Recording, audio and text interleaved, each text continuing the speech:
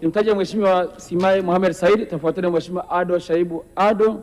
Mheshimiwa Simon Songe Lusengekile ajiandae.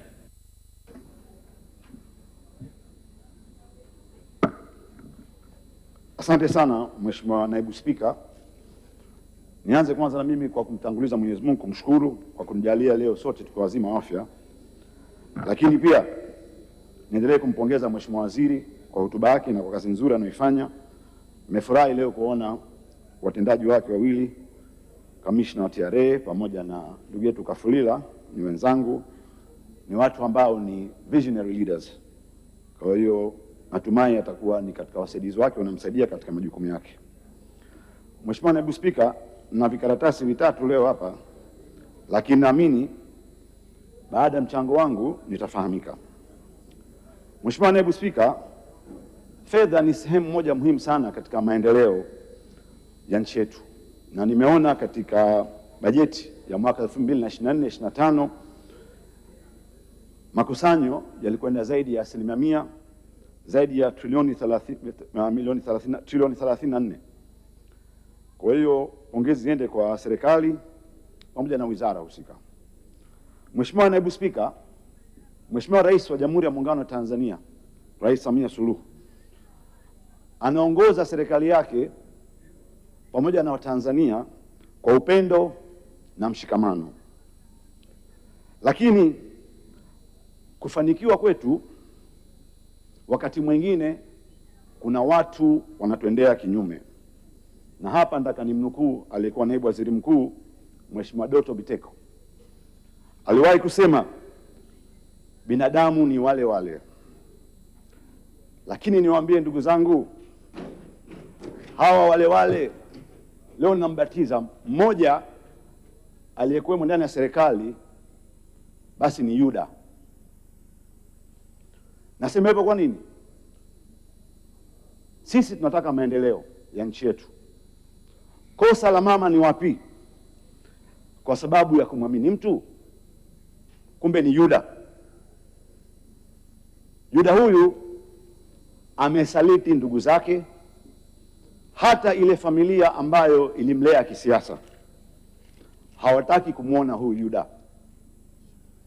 Hata huko nyuma amewahi kutajwa ni mzigo, lakini leo mzigo huu tunao ndani ya serikali.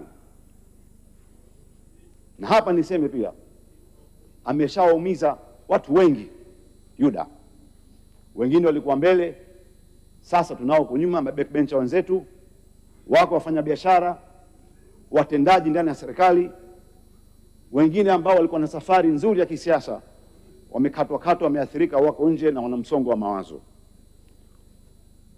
Lakini Yuda tumeanza kumwona anaibuka katika nyumba za ibada kutafuta huruma za wananchi na watu mbalimbali.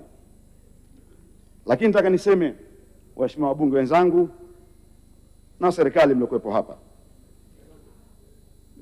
tuamkeni.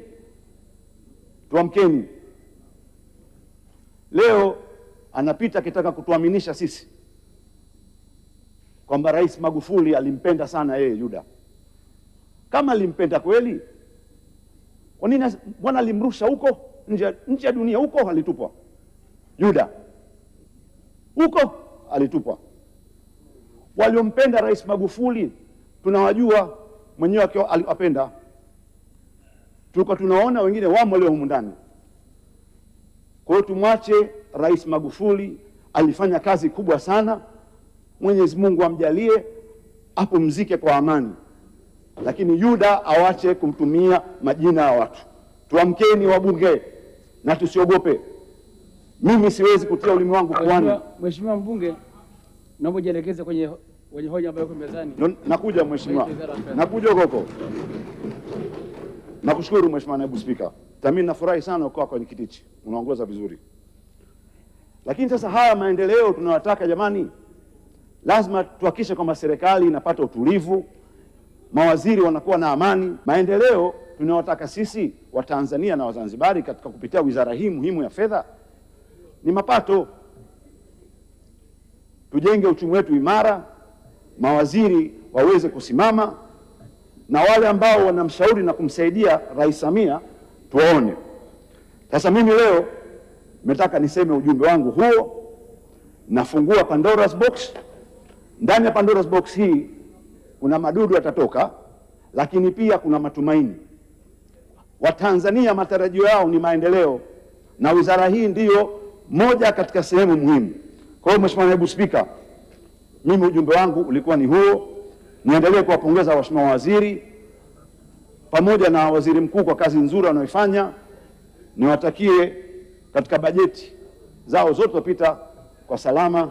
Mheshimiwa Naibu Spika, naunga mkono hoja. Asante. Asante sana.